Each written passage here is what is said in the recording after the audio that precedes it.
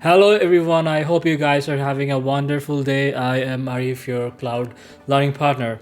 In today's video, I'm gonna discuss about 5 AWS services that you must need to know in today's job market. So without further delay, let's get started. I have already logged into my AWS account, and from the services I'll navigate to compute, and the first service that I gonna discuss today, that is EC2, which is stand for Elastic Compute Cloud. So whenever we're dealing with servers, we have to use EC2 Console. From EC2 Console, we can create either Windows or Linux servers, and the servers are called in AWS term instances. From the left panel, we can see some other functionalities of EC2 console. From here, we can see instance types. So if we click in here, we can see different type of instances are available under our AWS console. Beside that, we can also see images. So images are called as AMI. Whenever we deploy a EC2 server, we must have to use an AMI. We can use AWS managed AMIs, or we can create our own AMI, and we can use that AMI to actually launch our EC2 servers. The next important thing is volumes. So volumes are the storage. So whenever we create an AWS instance, we must need to attach a volume to the instance. This volume, the primary, is called primary volume, and this is the volume where we install all of our operating system configurations. We can also take snapshots of our volume. Also, in this lifecycle manager, suppose if we want to take automated backups of our EC2 server, we can use this feature named as lifecycle manager for that. Security groups are more like the firewall of our EC2 servers. So here we have the inbound and the outbound rules, and if we configure this inbound and outbound rules correctly, we can secure our EC2 servers.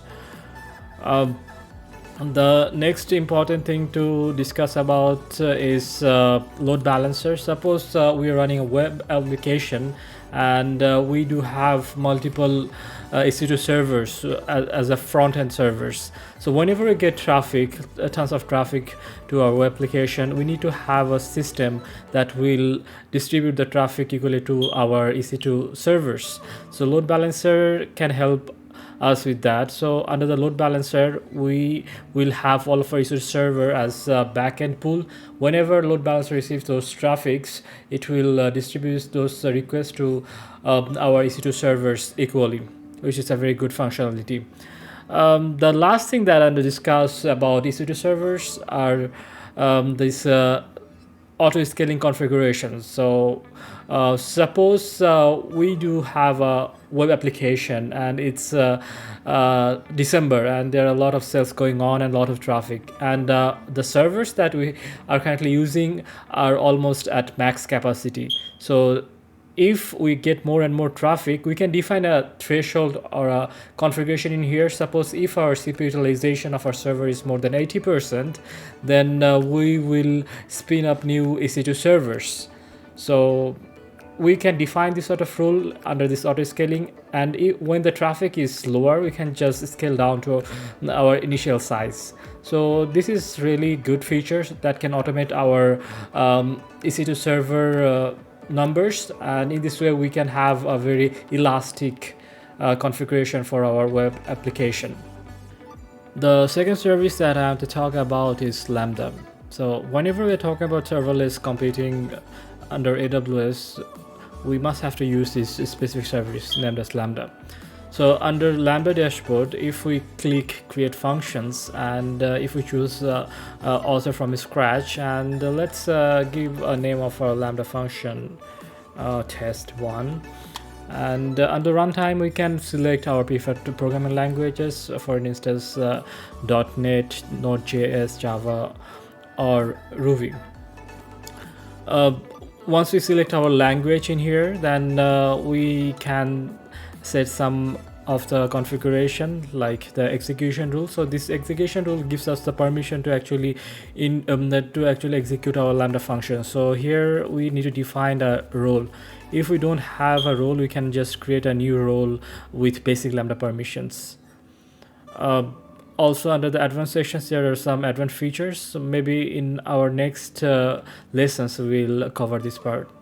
Once we select our preferred programming language, then we can deploy our code under here, under this Lambda function, and we can add invokes or hooks to our Lambda function, and whenever event matches, then our Lambda function will get triggered, and we will get only charged for that specific time frame when the Lambda function will run for us. The good thing about Lambda function is that it is serverless, so we don't have to maintain a server 24/7, which is great, and we don't have to be that much concerned about the security aspects, because most of the security part is handled, and we just need to make sure that the execution role and permissions are following the least privilege access. So I think this is a very good feature. Most of the application nowadays are following this serverless architecture. So in today's job market, if you are familiar with Lambda serverless architecture, then definitely it's gonna help you in your career path. The next service, the third service that I want to talk about is AWS RDS. RDS stands for Relational Database Service. So whenever we are dealing with a relational database, we have to use AWS RDS. So this is the AWS RDS dashboard, and if I click create database in here,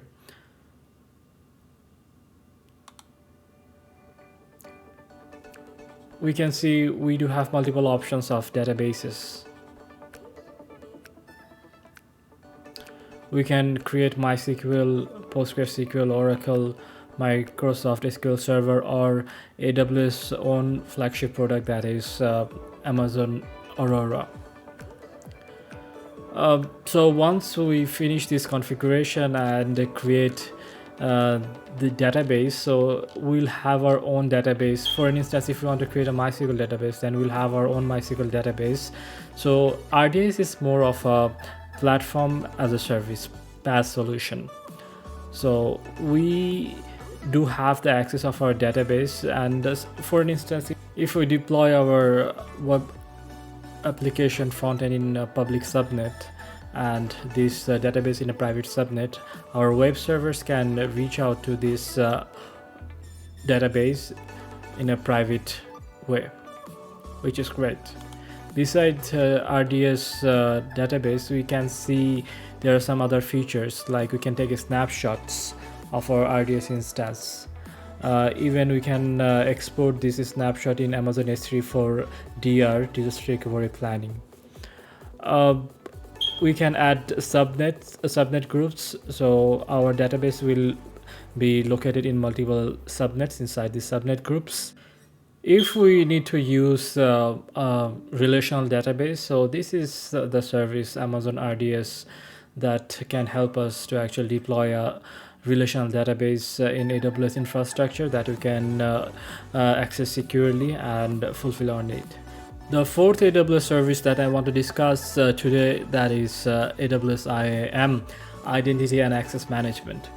So whenever we're creating any services or resources in AWS, we are pretty much using our IAM permissions. So it is very important for us to understand IAM clearly so that we can deploy our resources in a secure manner.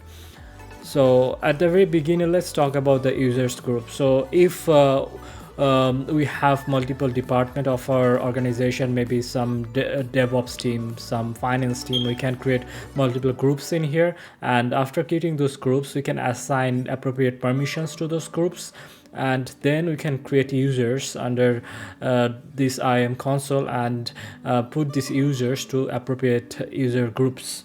And in this way, we can easily manage our users from a user group perspective.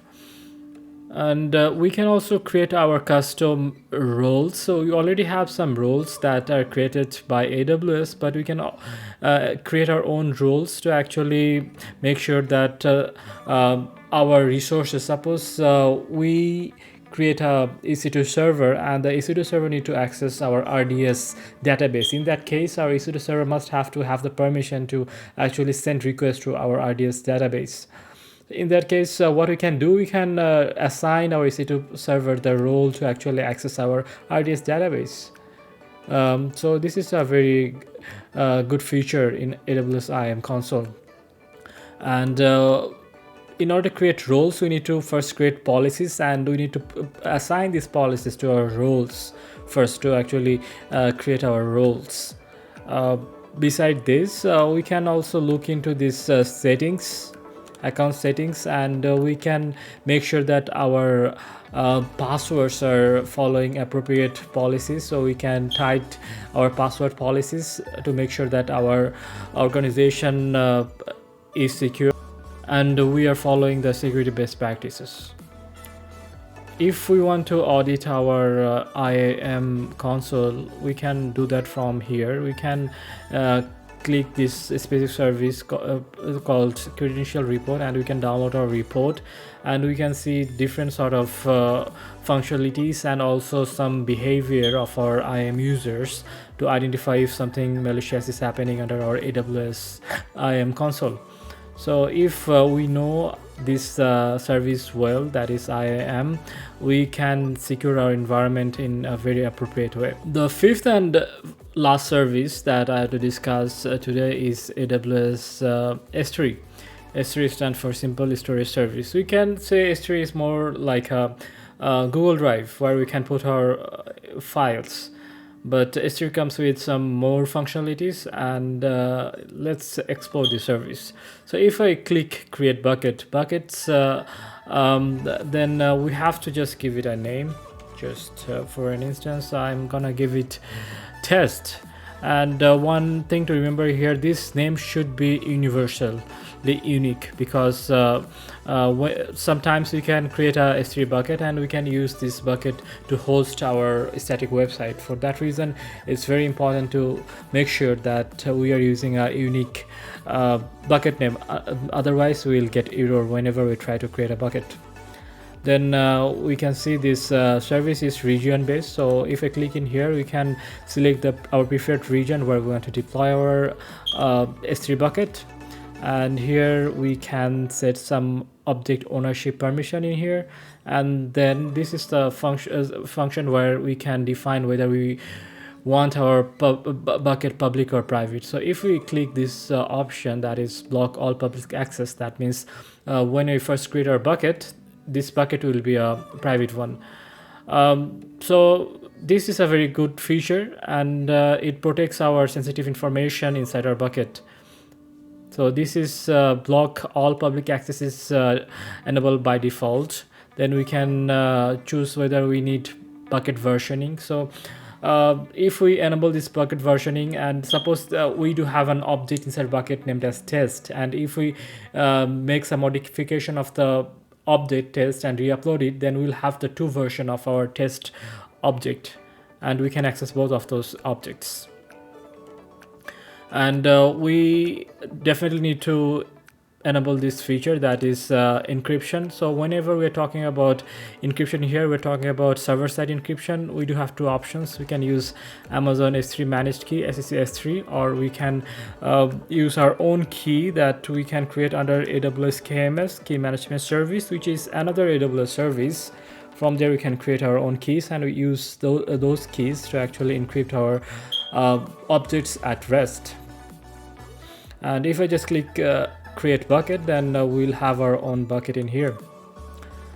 Beside creating a bucket under this console, we can see some other functionalities. We can see our access analyzer for S3. So if we want to have a granular idea how our S3 buckets are used, then we can use this feature to actually get some insight of our S3 bucket. So this is a very good feature, and S3 is used in many cases of AWS architecture design. So it's very good and very important service to know about. This is the end of today's video. I really hope you guys learned something valuable from this video. If you guys have any questions or concerns related to this video, please let me know under this comment section. And if you guys want to learn more about AWS technologies, please like and subscribe to my channel for regular videos like this, and have a great and wonderful day.